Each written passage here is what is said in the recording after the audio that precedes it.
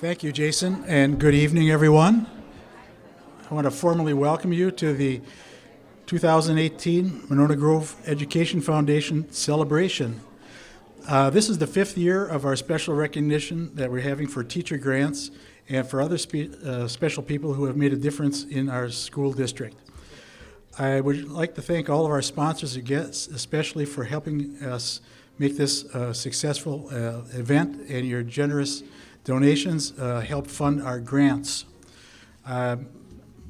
Just a quick note to familiarize you with the Education Foundation. We are a nonprofit organization founded to solely supported by the generous gifts from individuals and groups and businesses of our community.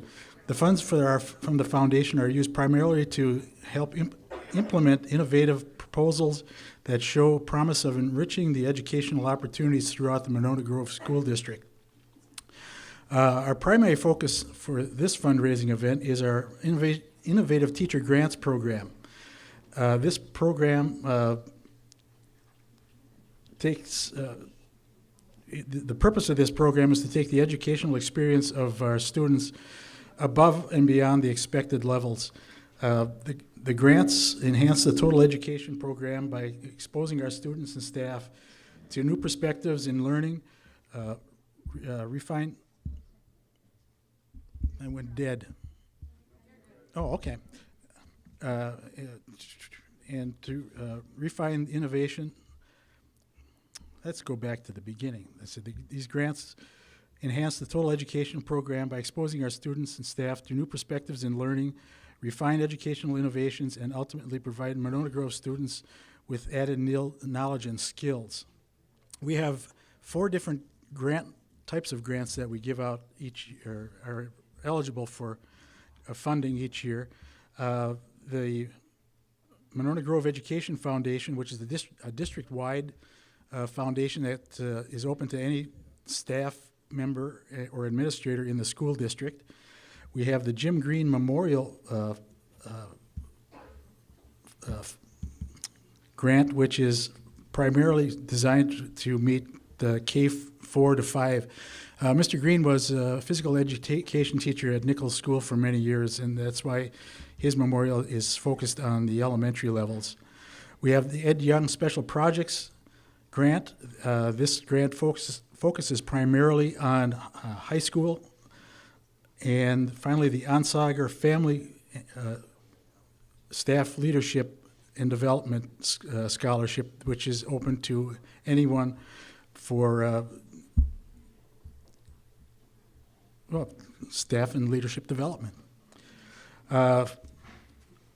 We have awarded in the last 7 years 47 different grants totaling $55,000. They range anywhere from a few $100s to several $1,000s.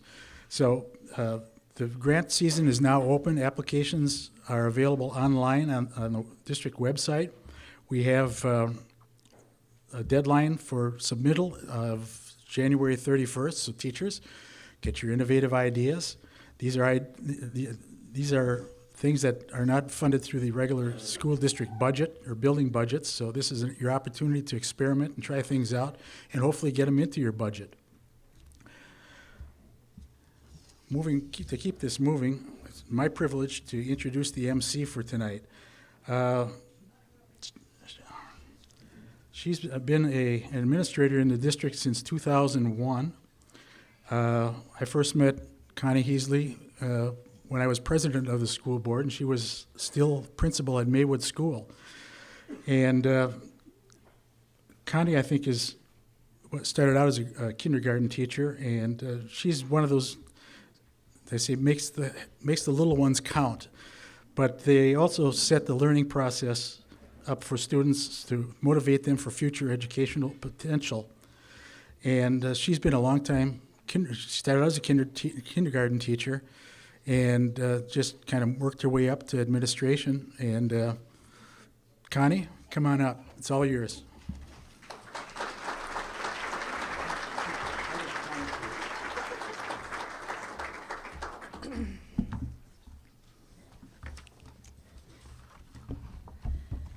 right, got a lot of stuff up here. It's really nice to see so many familiar faces tonight, and we're very happy all of you are here, so thanks for coming out. As John said, each year the Monona Grove Education Foundation awards grants to teachers who apply for innovative, creative, and out-of-the-box thinking for their MG students. The MGEF grant committee certainly takes careful consideration and reads through all the proposals, and then takes those into consideration when funding the innovative grants. This year, I would like to announce the 2017-18 grant recipients.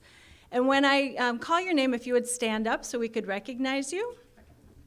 Carly Jarvie, a teacher at Glacial Drumlin School, and Peg Zisman, counselor at Cottage Grove. Carly and Peg created a proposal to purchase a durable button maker and graphic punch to create buttons for students participating in the annual Gay Straight Alliance Day of Silence.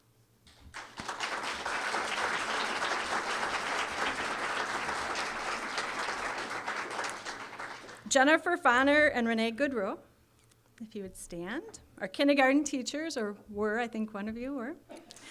One of you aren't anymore. Teachers at Winnequa. Jennifer and Renee were interested in having students practice reading and math skills while working collaboratively with their classmates through the use of a coding program, Osmos Learning for iPads.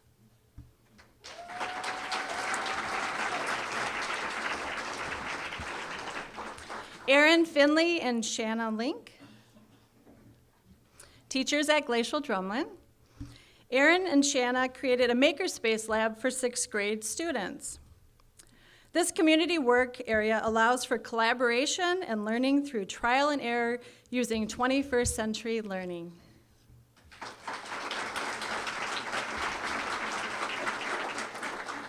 And our last teachers are Kylie Ramirez, Erin Flesh, and Allison Forsyth, world language teachers at the Monona Grove High School. I don't believe they're here tonight.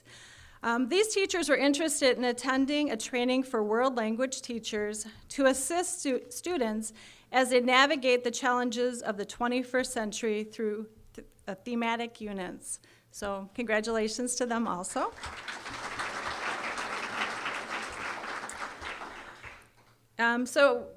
Yes, congratulations to the 2018 grant recipients. We're going to take a few minutes to watch a short video to learn more about the individual grants that show enriching educational opportunities throughout our district.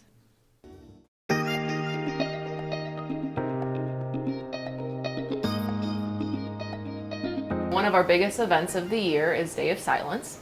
And for those people who don't know what Day of Silence is, it's a really important event. It's student-led, national, in which students can participate in taking a vow of silence for the day, and that's representative of the silence that people who are LGBTQ often face in the community. I believe so strongly in the Day of Silence and letting students participate in it if they want to, that before we had the button maker, I was spending money out of my own pocket to fund the buttons, and I know my co-advisor was as well, putting money towards it, as well as just the goodness of the hearts of parents who are willing to give us donations to fund the buttons.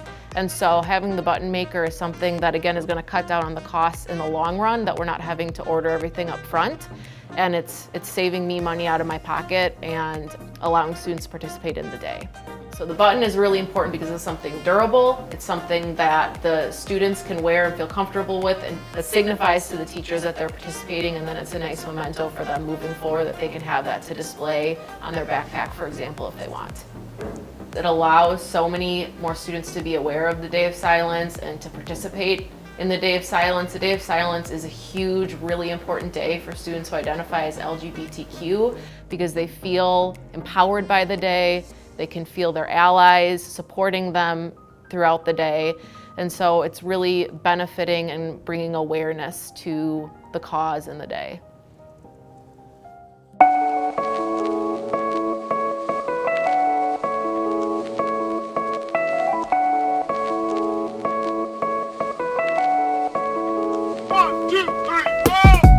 our funding to meet as a 6 through 12 team. And we worked with some curriculum specialists that are local to Wisconsin. And they helped us develop thematic and proficiency-based curriculum that is kind of what we know is the best way to teach our students. Well, we felt there's been a big benefit to students. We've seen engagement increase. You know, when we use thematic units, they can make a personal connection, have a global connection, and really use their communicative skills to better their Spanish speaking. We went to Costa Rica last summer. I realized I could actually talk to people and understand them better than I ever thought I could, and that was a really cool experience.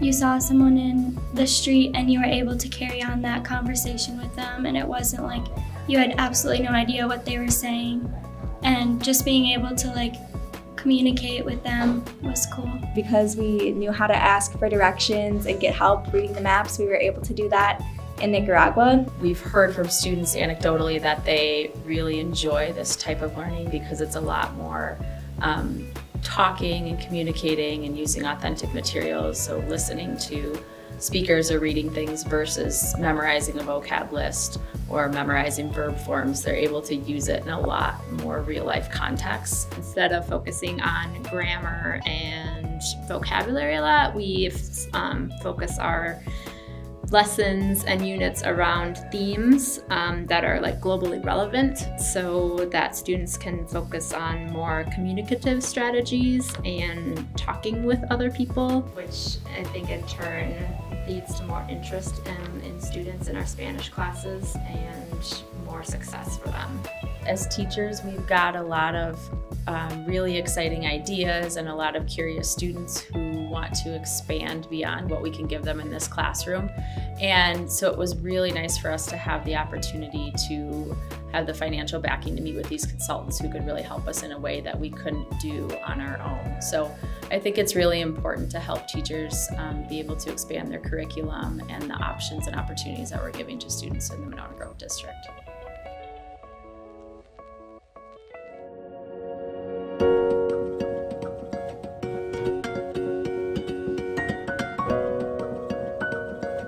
It gives the students a chance to use technology in a more interactive way. Since technology is a big part of our classrooms, this gives them the chance to have tangible items that they can move around while accessing the technology. It was beneficial to me because it gave them access to something that I couldn't give them access to as a teacher. I wouldn't have been able to buy that classroom set, and so it gave me something that I wasn't able to do on my own. By being able to use the item in an interactive way with technology, they were able to use the curriculum in different ways and show what they know in different formats that they weren't usually able to without this technology. Also, that it gave a chance to give us something to collaborate with other colleagues and set an example and an idea for other teachers who are interested in something like this, so we could kind of model that for other teachers in other classrooms. And I also moved to 3rd grade this year, so I was able to use it with kindergarten students and 3rd grade students, which was a really awesome chance for me as a teacher to use the item in different ways.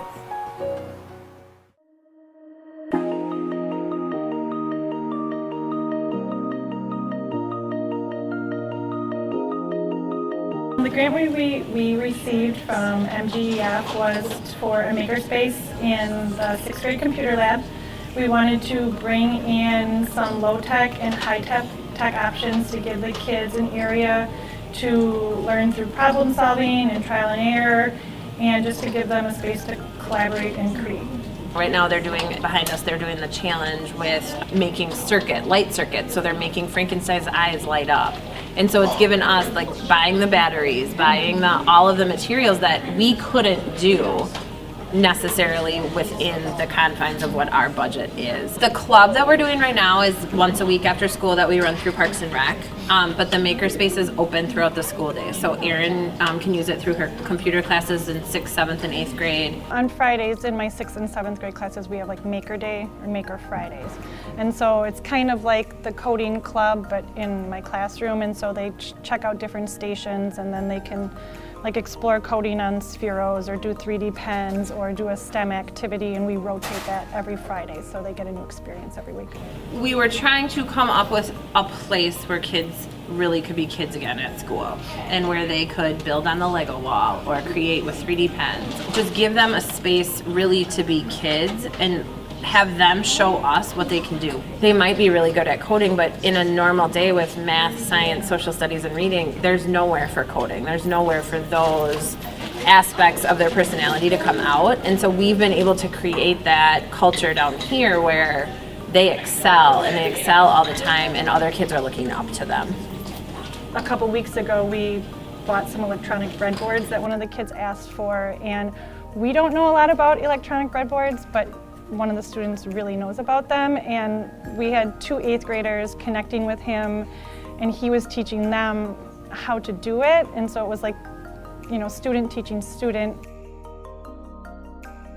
The Monona Grove Education Foundation is important because, again, it is another outlet and avenue for us as teachers to reach out and say, this is what we think would be really cool to do. And they're there to then help us do that because our school budgets just can't. And so having them be there to support us and back us up and say, what do you need? Why is this important? What are you going to do with it? I feel supported by them in the community then to say, hey, we think that's a cool idea. We're going to help you do that. It allows us to get tools and resources into the hands of our students that we just normally wouldn't be able to. And just with the makerspace, or the creation of the makerspace, I feel like it's been amazing to see what these kids can create and do if we give them the space to do it. So we're very thankful to get them. Yes. Awesome.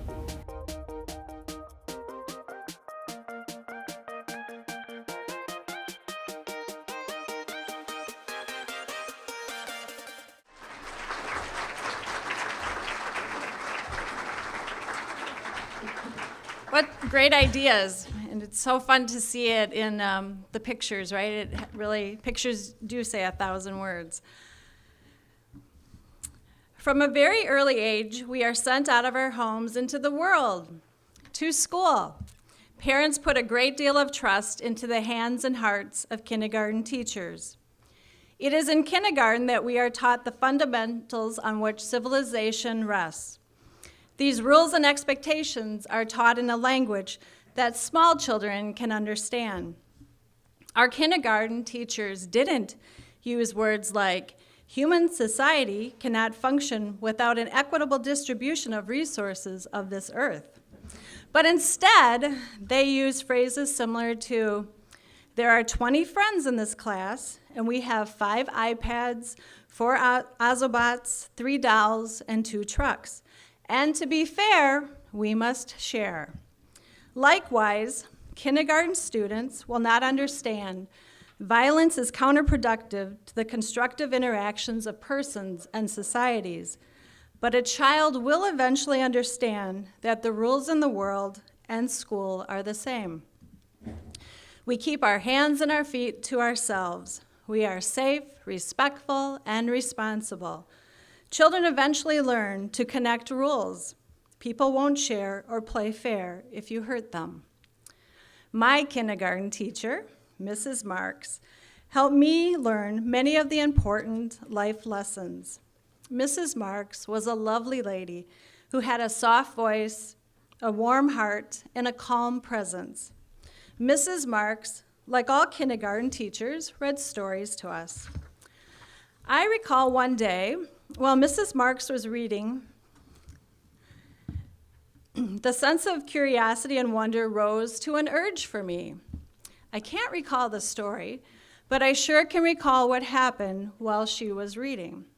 You see, days prior, while playing in the housekeeping area, other students were talking about Mrs. Marks's body, especially her legs. I spent time looking at her legs and wondering, what were they really talking about? So as she called us over to listen to her story on that particular day, I opted to sit very close to Mrs. Marks's chair. I looked at her legs and decided to test out my sense of wonder. Does she really have a wooden leg? Well, yes, that's what we called it. I knew what wood was. My dad cut down trees, and her leg certainly did not look like any wood I had ever seen. Poor Mrs. Marks. She didn't see it coming. Without too much hesitation, I opted to give her a swift kick in the lower part of her leg. Some of you kindergarten teachers are looking kind of surprised. Come on. Yep, everyone was correct. Mrs. Marks did have a prosthetic leg. The interesting thing was, I didn't get to finish listening to the story with the rest of the students. Mrs. Marks escorted me to the coat room rather quickly. The coat room was a lovely space off of the kindergarten room where we kept our belongings. Not only did I get to test the hypothesis about her leg, but I was able to look at and touch many coats in that room. What did I learn from that experience? Well, many people need devices or prosthetics, have a strong sense of curiosity, and may need to test out their sense of wonder. This experience certainly helped me to gain an understanding of differences and accept people with special needs. During my elementary, middle, and high school years, I was a student who helped other classes who learned differently. And I pursued my interest in helping others by attending college to get my bachelor's degree in special education. Mrs. Marks talked to me about her leg. She understood I had a sense of curiosity and helped me to learn from my mistake. I learned to use my words and to gain an understanding that we are different, but difference is not something to fear. I also learned it's best to use your words when you have a question. On another occasion, I recall Mrs. Marks asking all of us to clean up our toys and to join her to make a big circle in the middle of our classroom. We put away our wooden blocks, dolls, and paints, and we were supposed to join her in the center of the room. On this day, we were supposed to join hands with the students who were standing next to us. But I wasn't interested in joining hands with Corey Sutton.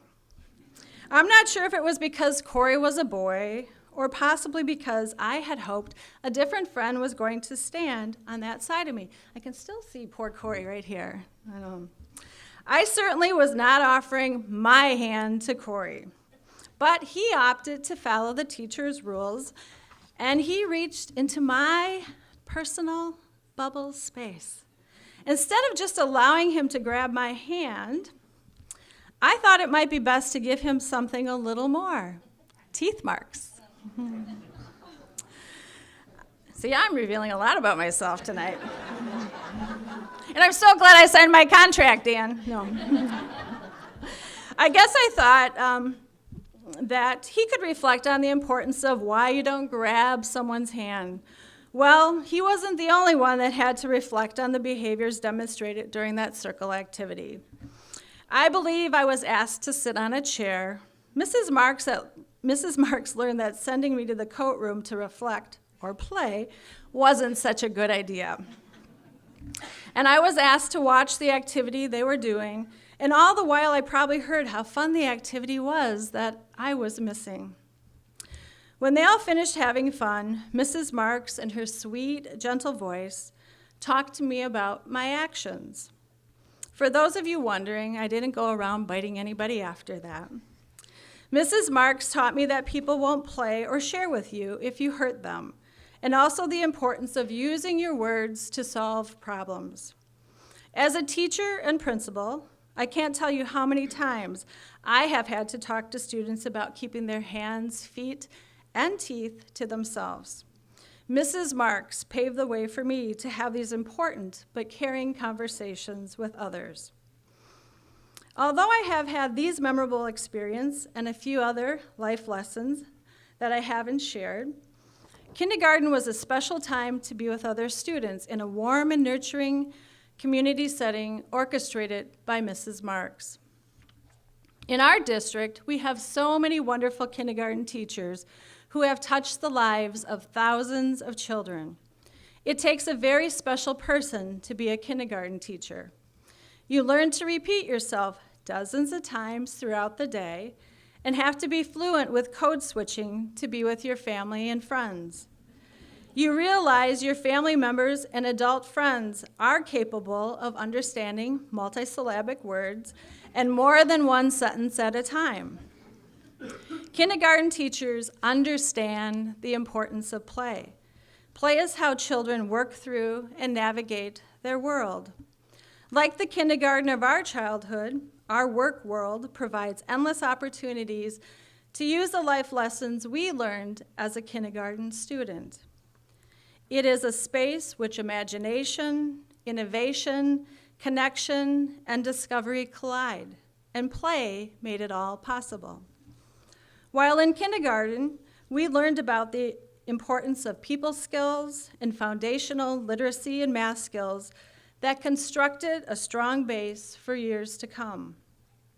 My kindergarten teacher and the kindergarten teachers in this room taught us about the importance of sharing and caring, being observant in our world, striving to live a balanced life by playing and working hard, the importance of respecting others, and to keep that sense of wonderment alive. I'm not sure if I'm one of those students who Mrs. Marks remembered into her years beyond teaching, but I certainly remember the lessons I learned from Mrs. Marks and being a kindergarten student. You should all be very honored to play such an important part in the lives of young, observant children. So at this time, I would like to introduce the Monona Grove kindergarten teachers, past and present teachers, who are here this evening. And if I miss somebody, we'll have you stand also. So when you hear your name, if you would please stand. Renata Altstetter. Jennifer Fonner. Keep standing. Emily Foster. May Fruling. Kelly Freidelin. Renee Goodrow. Aaron Gelhausen. I don't think Theo's here, is he? Deb Hoffman. Nancy Kugel. Susan Merritt. Carol Nimmer. Jessica Parkos. Lenny Safian. Jamie Schmid. Nicole Sukamal. Jessica Swatala. Jacinda Wapsneski. Did I miss anyone? All right. And honorary kindergarten teacher Pat Rentschler, who filled many long-term sub-positions in kindergarten. So thank you, MG kindergarten teachers, for your work with our youngest students. We appreciate everything that you do.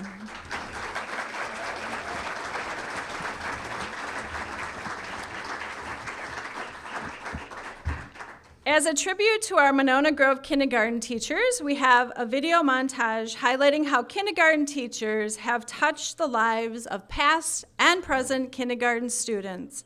We hope you will enjoy hearing how much joy and compassion you brought to your students.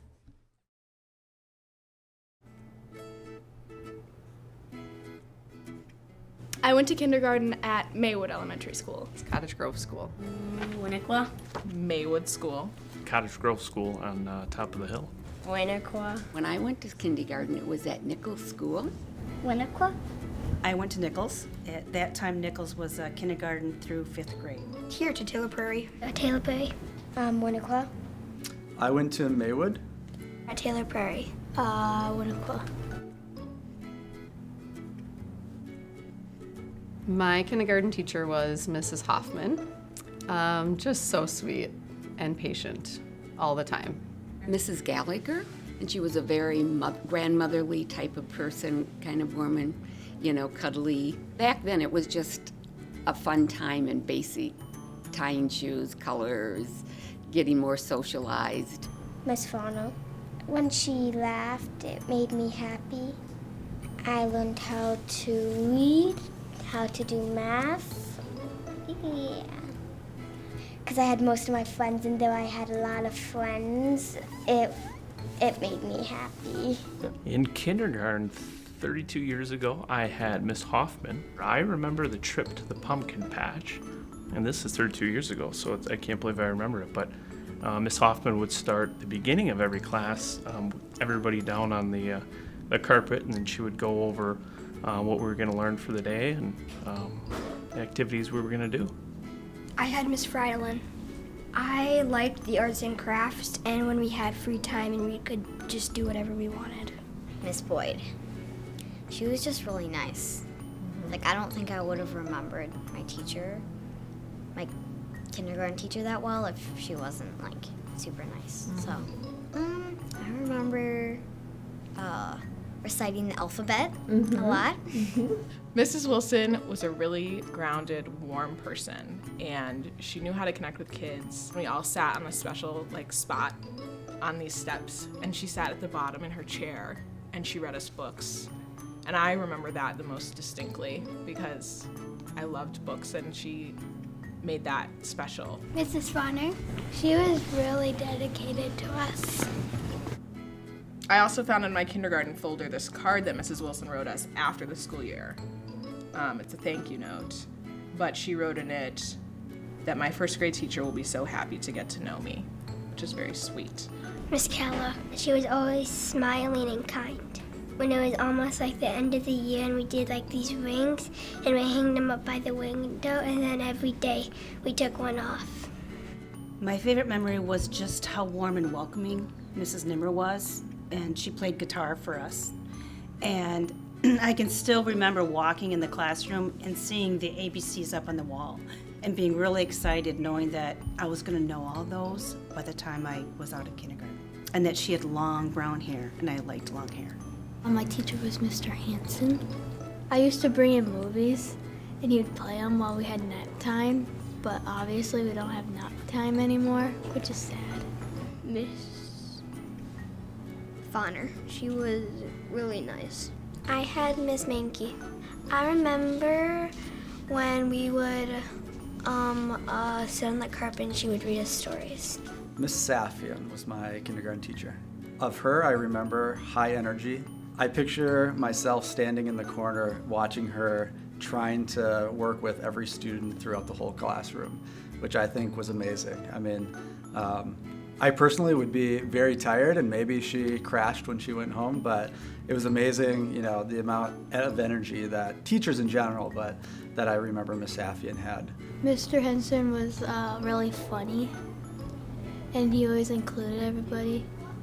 And he'd always play my Barbie movies, even if the boys wouldn't like it. In kindergarten, I learned how to add, subtract, all the basic stuff. Mr. Hanson, he's silly. Miss Bonner, she was really, really nice. We did projects for counting, like adding beads to make numbers. Miss Altstetter was my teacher. I don't remember much, but I always remember her being very smiley and warm. But during nap time, she would have this thing where the kids who liked to read a lot could skip nap time and go and read in a little circle with her. I remember I learned the Pledge of Allegiance. I learned how to read, most of the basics of reading, how to spell numbers. Something that was very shocking to me in kindergarten is that you could not spell letters, which is what I learned. Miss Merritt, she reminds me of my mom.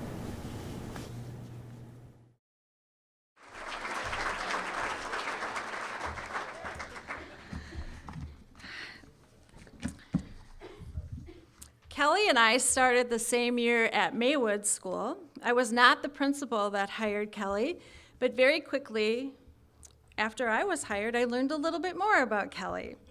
Superintendent Schumacher informed me that Kelly was expecting, and I thought, okay, that's fairly common. He then told me, well, she's expecting twins. I said, okay, a little less common. And then he proceeded to tell me, well, she was due in about October or November. And I'm like, oh, okay, brand new principal. So what I learned from Kelly was how to hire a long-term sub very quickly, as I believe she went on bed rest about 2 weeks after school started. And all about finding substitute teachers in Monona Grove, and that some parents are a little bit emotional when they send their first kindergartner to school. My very first parent meeting was with a very caring mother who was in tears because her child wasn't going to have Mrs. Freidenlin all year long. But it worked out. This certainly was not something that they taught us when we were taking administrative classes. And I've learned so many other things from Kelly during our years together at Maywood and at Taylor Prairie Schools.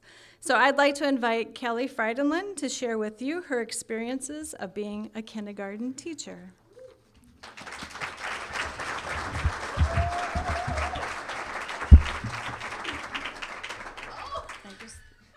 Can I leave my stuff? There's a chalk. Yeah, that's good.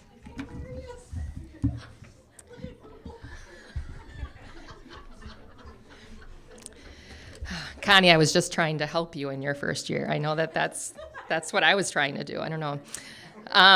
Thank you to the MGEF for honoring my colleagues, kindergarten teachers, past and present. Again, my name is Kelly Freidenlin, and I'm truly honored to stand before you all tonight. As I look over the crowd, so many emotions and memories come to me. I'm not sure I can even count the number of kindergarten teachers that I've worked with in my 19-year tenure as a kindergarten teacher, 18 of those years with the Monona Grove School District. Behind me, I'm showing you some of those people that I love and adore, and it takes a very special person to be a kindergarten teacher. Over the years, I have found myself in many conversations about my profession, especially in this time of political controversy in regards to education. Ask my husband, there was a not so fun Thanksgiving one year that got a little bit hairy. And honestly, I think that I've gone nose to nose with family members more than friends. I hear things like, "Oh, you teach kindergarten. That must be pretty easy, huh?" Or, "You really like kindergarten? I would have thought you would have liked something more challenging." Or, how about this one? "Kindergarten? Well, at least they don't have to learn too much." But my personal favorite, which we can all relate to, is, "You only work 9 months out of the year?" Yeah.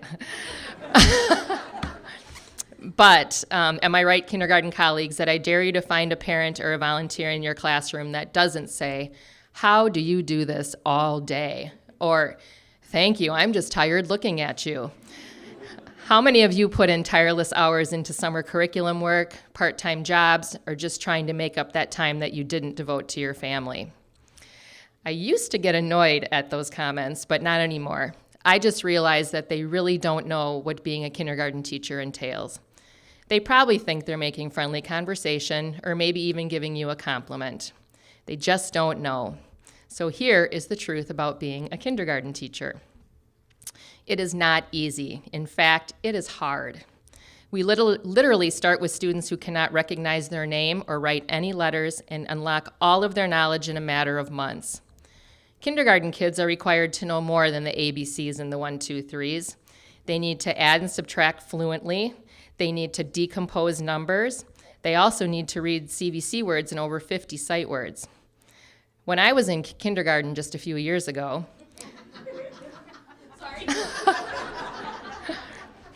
all I remember having to do was master writing my first name and resting quietly on my mat, both of which I don't think I did very well. But I'm not even going to elaborate on the fact that it takes us weeks to help 5-year-olds stand in a line, clean up their mess, and sit down without rolling around on the rug. Yeah, it's super easy to get 25-year-olds to follow you down the hall to music in a straight line. We wear many hats. It's not just the ABCs and 1, 2, 3s. It's helping them manage their emotions, problem solving, and just giving them a hug when they need it, which is all day. All day. Picture 20 kids all needing you at the same time. As Connie stated, I'm a mom of twins and remember both of them needing me at the same time when they were little, and even now. Now compound that 10 times. This should answer the more challenging job question pretty well. Teaching the ABCs is fun, but we also teach phonemic awareness, number sense, life skills, social skills, And what I tell every family every year is I want them to love school. Kindergarten teachers give children the foundation that they will build upon in the next 12 years. It's a challenging job, but also a rewarding one. I feel blessed that the Monona Grove School District still allows children the opportunity to learn through play, because they're not just playing. They're building social skills, taking turns, having real-life conversations, doing math, reading, working on fine motor skills, and making connections. No matter if you teach kindergarten or work in an office or factory, everyone is important, and I do not feel we can truly understand anyone's job unless we do it ourselves. I love teaching. It is such a big part of me, and sometimes I don't want to admit that. It's part of my job as a mom, and as a wife, and as a friend. I graduated college in 1990 and got my first public school teaching job in 2001. I stuck with it because it was my heart, and I couldn't and still can't imagine doing anything else with my life. For all of my friends and colleagues here with us tonight, thank you from the bottom of my heart for all that you do. And please keep doing what you do each day. Keep doing what you do best. A colleague this year gave me this little notebook at the beginning of the school year, and I keep it in my purse to reflect upon. It says, "Remember why you started." I want to end by reading you an excerpt from All I Really Needed to Know I Learned in Kindergarten by Robert Fulghum. This book is a gift that I give every year to the many graduates that went through my kindergarten classes and invited me back to their graduation parties. By the way, I absolutely think this is the best gift I could get as a teacher, to see a student come full circle and graduate from high school. I give this book because we really did learn how to be and how to live way back in kindergarten. So number 1, share everything. 2, play fair. 3, don't hit people. 4, put things back where you found them. 5, clean up your own mess. 6, don't take things that aren't yours. 7, say you're sorry when you hurt somebody. 8, wash your hands before you eat. 9, flush. 10, warm cookies and cold milk are good for you.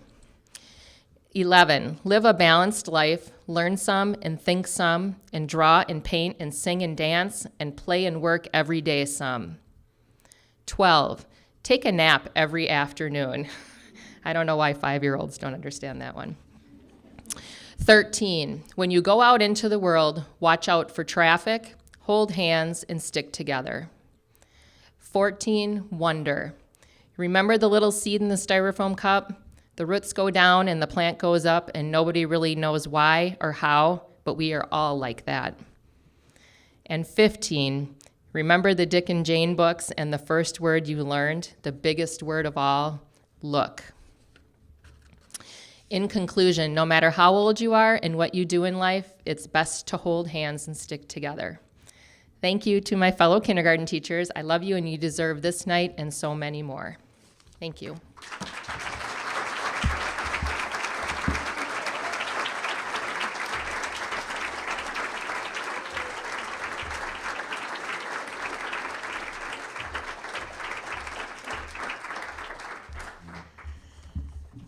Right. It does take a very special person to be a kindergarten teacher. Over the years, they have provided handshakes, high fives, or hugs thousands of times to young children to let them know how much they love and care about them.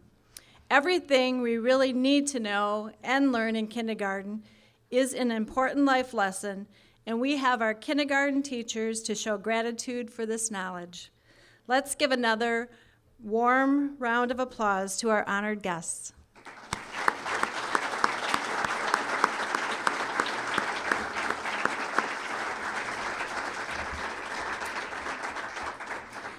And thank you all for coming, for your support for the MGEF and our phenomenal past and present kindergarten teachers. And we do have one request. We'd like all the kindergarten teachers to stay. They'd like to take some pictures of you before we leave tonight. So thank you all for coming.